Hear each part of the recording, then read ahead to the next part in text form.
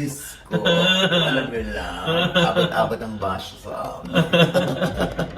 Pero alam mo, nakakatuwa, ano, yung mga suki natin dito, no, na laging nanonood sa atin. Kilala nila tayo. Sila mismo yung nagtatanggol sa atin. Yes. Oo. Nababasa po namin lahat. Maraming salamat po. Dahil, siyempre, patas naman tayo dito. Pero sa totoo lang, hindi pa rin po namin nakuha yung kopya.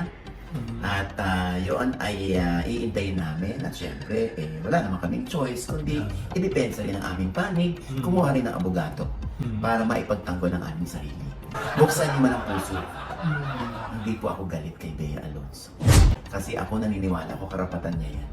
Kasi kung feeling niya, nasaktan natin siya, karapatan niya yon, di ba?